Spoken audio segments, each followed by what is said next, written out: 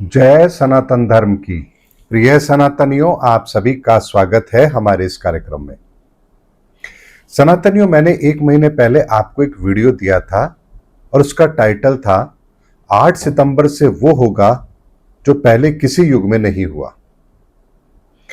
बात बहुत बड़ी है। जब मैं ये कह रहा हूं कि किसी युग में नहीं हुआ, तो इसका आप अंदाजा लगा सकते हैं कि बात कितनी बड़ी होनी चाहिए। और टाइमिंग भी मैंने 8 सितंबर ही कहा था आपको, और 8 सितंबर इसलिए कहा था क्योंकि ब्रह्मांड में जो घटना बन रही है और जिस इवेंट के कारण से ये सब कुछ होगा, उसका परिणाम तत्काल हमें देखने को मिलता है। उसमें ऐसा नहीं होता है कि आज ये स्थिति बनेगी और परिणाम हो सकता है 15 दिन बाद मिले या 20 दिन बाद मिले।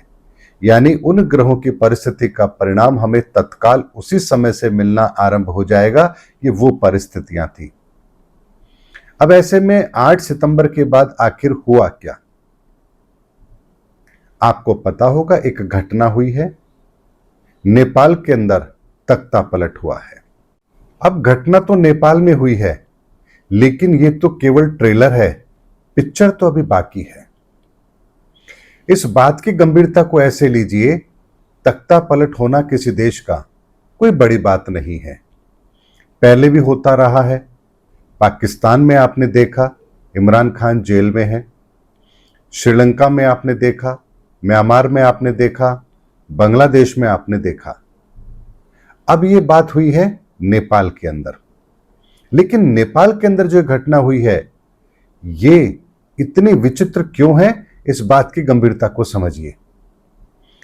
नेपाल के अंदर सरकार को वहां पर उखाड़ दिया गया, वित्त मंत्री को भगा भगा कर मारा गया, पूर्व पीएम की पत्नी, उनको जला दिया गया। ऐसी घटनाएं क्या आपने पहले कभी सुनी थी?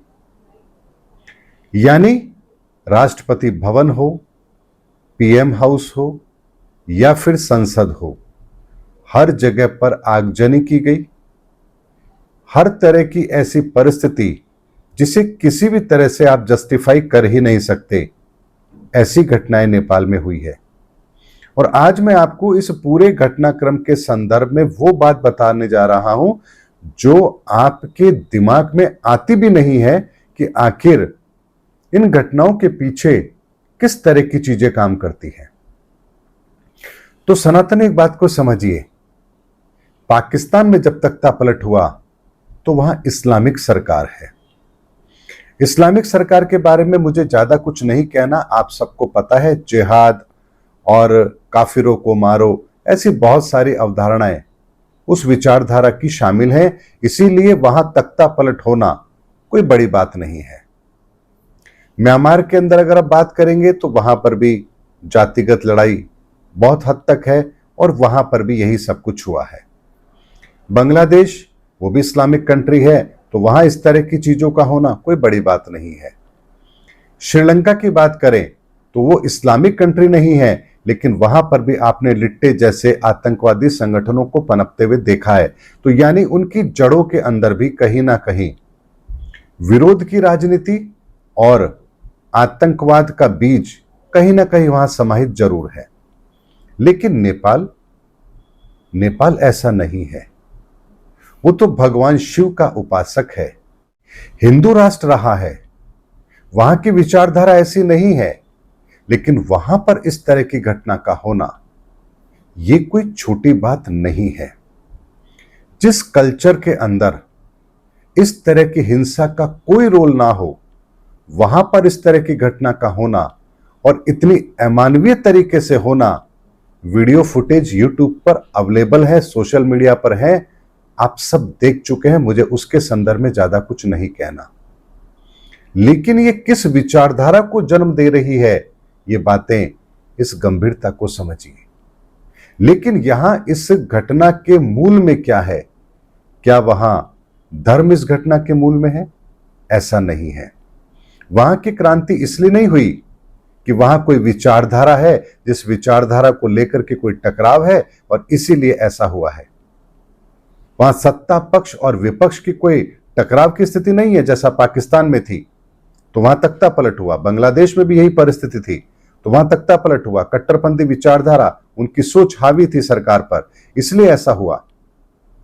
लेकिन सनातनियों, नेपाल में जो कुछ हुआ है, वहां उसके मूल में जो कारण है वो भ्रष्टाचार है।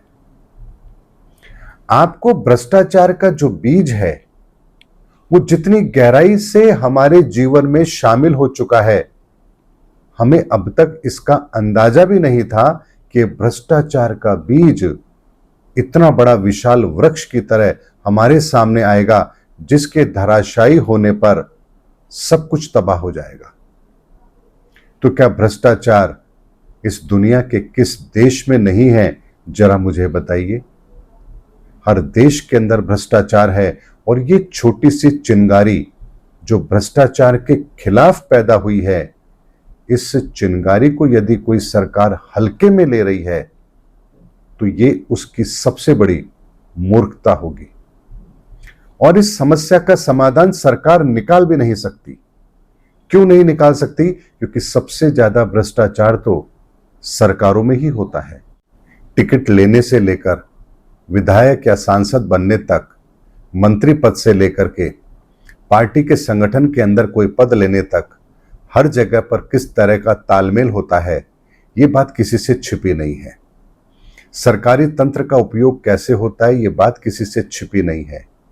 बड़े ओहदों पर पोस्टिंग अगर आपको चाहिए तो वहां भी आपको रिश्वत देनी पड़ती है, यानी रिश्वत देते हुए यदि आप पकड़ में आ जाएं तो रिश्वत देकर के आप छूट भी सकते हैं।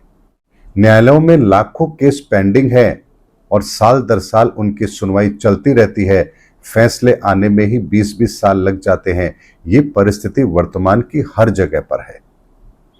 ऐसे में जो चिंगारी नेपाल के अंदर उठी है, ये युग परिवर्तन की पहली वो आहट है जिस आग के अंदर पूरा विश्व जल सकता है। और इस बात की गंभीरता को यदि हम नहीं समझ रहे हैं तो इससे बड़ी मूर्खता हम कुछ और कर नहीं पाएंगे।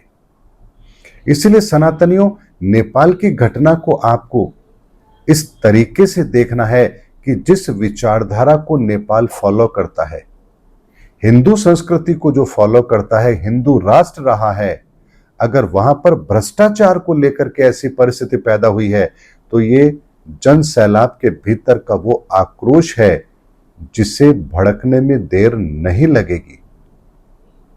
नेपाल की परेशानी धर्म की परेशानी नहीं है, वहां हिंदू मुस्लिम का झगड़ा नहीं है, वहां और किसी तरह की चीजें नहीं हैं, लेकिन वहां जो कुछ हुआ ये अपने आप में बुद्धिजीवियों को सोचने पर मजबूर जरूर करेगा कि आखिर इन सब के पीछे का जो कारण है, इसका समाधान यदि नहीं निकला तो फिर ये आग जंगल की तरह पूरी दुनिया में फैल जाएगी।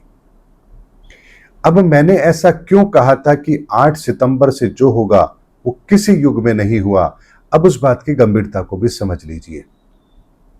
भगवान राम के समय जनता इस युद्ध में शामिल नहीं थी।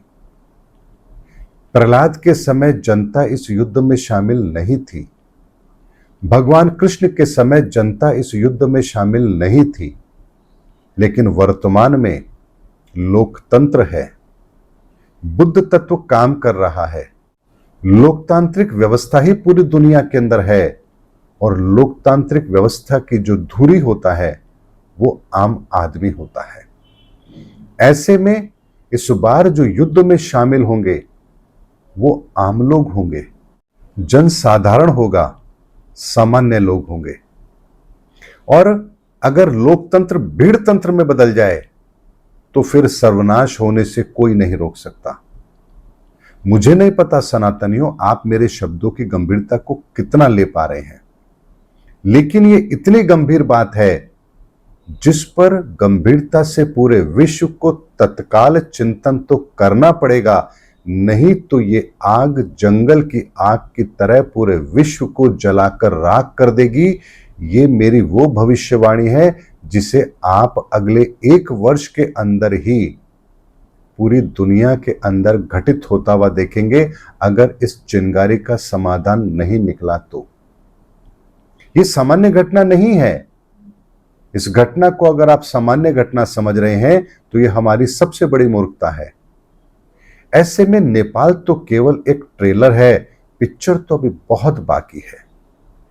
लेकिन यहां पर केवल सरकारों को कटघरे में खड़ा कर देना यह भी ठीक नहीं होगा।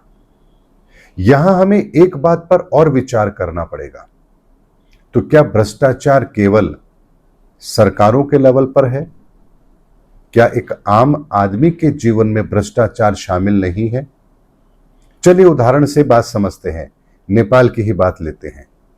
नेपाल की वहां की सरकार, जो चुनी हुई सरकार थी, उसको सरकार बनाने में किसका योगदान था? मतदान किन लोगों ने किया था? उस सरकार को चुना किन लोगों ने था? वहां की जनता ने ही। अगर वहां की जनता ने उस सरकार चुनी थी, तो फिर जिस समय वो वोट दे रहे थे, सरकार चुन रहे थे, उस समय उनका विवेक कहां चला गया था? क्या तब उन्हें भ्रष्टाचार नजर नहीं आ रहा था? तब क्या उन्हें भ्रष्टाचारी नजर नहीं आ रहे थे? यानी उस समय वो अपने आप में सही थे, क्योंकि उन्हें लगता था जिन लोगों का हम चयन कर रहे हैं वो सही है। तो अगर उस समय आप सही थे, तो फिर आज आप गलत कैसे हो गए?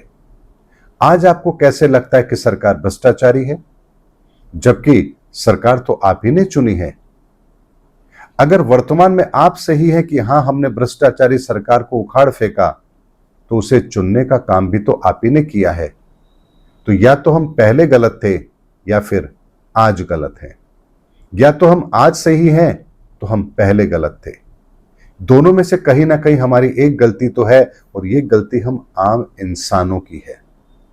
और इसीलिए धर्म युग के अंदर प्रत्येक व्यक्ति अगर धर्म का अनुसरण करेगा, तभी जाकर के इस संसार के अंदर उन स्थायी समाधानों को हम ढूंढ पाएंगे जो इस धरती के लिए आवश्यक है। और यही होता है धर्म स्थापना का कार्य। धर्म स्थापना का कार्य का मतलब क्या होता है? धर्म का मतलब होता है ज्ञान, धर्म का मतलब होता है विवेक, धर्म का मतलब ग्रहों में होता है बृहस्पति, धर्म का मतलब होता है नियम, धर्म का मतलब होता है संतुलन, धर्म का मतलब होता है प्रत्यक्ष दर्शन। धर्म के बहुत सारे अर्थ हैं। हर जगह धर्म की परिभाषा बदलती है। आपके व्यवहार में धर्म की परिभाषा बदलेगी, आपके आध्यात्म में धर्म की परिभाषा अलग होगी, राजनीति में धर्म की परिभाषा अलग होगी, सामाजिक व्यवस्था में धर्म की परिभाषा अलग होगी। आपके घर के अंदर जब आप जीवन यापन कर रहे हैं, वहां धर्म की परिभाषा अलग होगी। आप जब एग्जाम दे रहे हैं, वहां धर्म की परिभाषा अलग है। जब आप दान कर रहे हैं, वहां धर्म की परिभाषा अलग है। जब आप किसी कैदी को सजा सुना रहे हैं, वहां धर्म की परिभाषा अलग है। धर्म की परिभाषा प्रत्येक स्थिति पर अलग अलग होती है। लेकिन हमने तो धर्म को केवल एक जगह सीमित कर दिया। हिंदू धर्म, मुस्लिम धर्म, सिख धर्म, ईसाई धर्म, जैन धर्म, यहूदी, बौद्ध, बस केवल इतना सा। लेकिन धर्म वास्तव में होता क्या है? धर्म होता है संतुलन। यानी आप जिस जगह हैं, जिस कार्य को कर रहे हैं, जो भी आपके विचार हैं, अगर वहां संतुलन नहीं है तो वो धर्म हो नहीं सकता। यानी धर्म का मतलब ही होता है संतुलन। इस ब्रह्मांड का संतुलन ब्रह्मांड का धर्म है। आपके जीवन का संतुलन आपके जीवन का धर्म है। आपके आध्यात्मिक यात्रा का संतुलन आपकी आध्यात्मिक यात्रा का धर्म है। इस संसार को बेहतर बनाने के लिए जो नियम कायदे हम शामिल कर रहे हैं, वो संसार का धर्म है। इसीलिए तो हम धर्म को अलग अलग जगह पर अलग अलग शब्दों के साथ प्रयोग करते हैं। राष्ट्र धर्म, राज धर्म, बहुत जगह आपने इस धर्म का प्रयोग होते हुए देखा है। पति धर्म, बहुत जगह इसका प्रयोग होता है। तो धर्म का मतलब ही होता है संतुलन। और इसीलिए धर्म का जो अंक है वो 5 है। 5 या न्यूमरोलॉजी से मत देखिएगा आप, मैं यहां 1 से 9 तक के जो आयाम हैं, उन आयाम में जो मध्य में 5 नंबर आता है, 5 का मतलब होता है बृहस्पति ज्ञान। यानी 5th डायमेंशन जो होती है वो धर्म ही होती है। और आप अगर उसको परिभाषित करेंगे तो आप देखिए धर्म मध्य में है, उससे पहले भी 4 आयाम है और उसके बाद भी 4 आयाम है, और इन 8 आयामों के बीच में जो धर्म है 5 नंबर, वो संतुलन है। इसीलिए सनातन के अंदर हर चीज को समझने देखने का पैरामीटर बहुत अलग है, और ये वो दृष्टिकोण होता है जो आपको हर चीज को बेहतर तरीके से देखने की ताकत देता है। आप एक ही घटना को 9 आयामों में व्याप्त करके उसके विभाजन को करके देख सकते हैं कि ये घटना 9 आयामों में किस तरह से अपना प्रभाव डालेगी। आपके जीवन के अंदर प्रत्येक चीज अलग अलग तरीके से अपना रोल प्ले करती है। इसी तरह से धर्म भी आपके जीवन में अलग अलग जगह अलग अलग तरीके से परिभाषित होता है, लेकिन हम तो अभी तक ये भी नहीं जानते कि आखिर धर्म होता क्या है। तो एक लाइन में समझ लीजिए, धर्म का मतलब होता है संतुलन। जहां संतुलन है वहां धर्म है, और जहां संतुलन नहीं है वहां धर्म हो नहीं सकता। इसको आप चाहे जिस तरीके से परिभाषित करना चाहे परिभाषित कर लीजिए, लेकिन अगर धर्म की जब व्याख्या करेंगे, इसके आयामों की जब व्याख्या करेंगे, इस संपूर्ण ब्रह्मांड के सृष्टि क्रम को जब आप समझेंगे, तो आपको धर्म हमेशा मूल में नजर आएगा, केंद्र में नजर आएगा। इसको चाहे आप यंत्र विज्ञान से समझें, इसको चाहे आप अंकों के माध्यम से समझें, इसको चाहे आप शरीर के ऊर्जा चक्रों के माध्यम से समझें, आप जहां से समझना चाहें समझें, धर्म आपको सदैव केंद्र में ही मिलेगा। और इसीलिए सनातनियों, वर्तमान के अंदर जो हो रहा है वो पहले कभी किसी युग में हुआ ही नहीं है।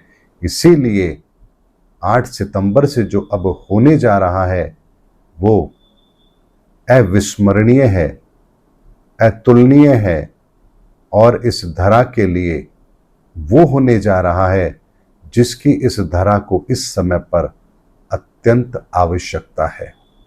इसीलिए युग परिवर्तन के अंदर अब हम उस पैरामीटर पर आ चुके हैं, उस स्थान पर पहुंच चुके हैं जहां से धर्म स्थापना का कार्य बहुत तेज गति से होना है। विनाश भी होगा, सृजन भी होगा। विनाश केवल प्राकृतिक नहीं होगा, विनाश हर उस चीज का होगा जो इस धरती के संतुलन को बिगाड़ रही है।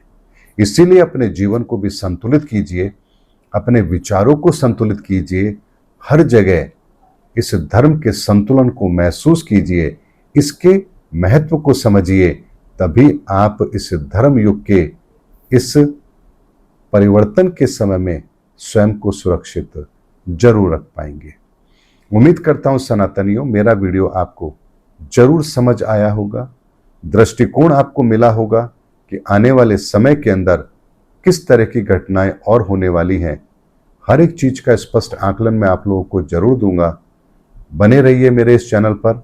मिलेंगे अगले वीडियो में, तब तक के लिए जय सनातन धर्म की, जय धर्मयुग की, जय सनातन विश्व।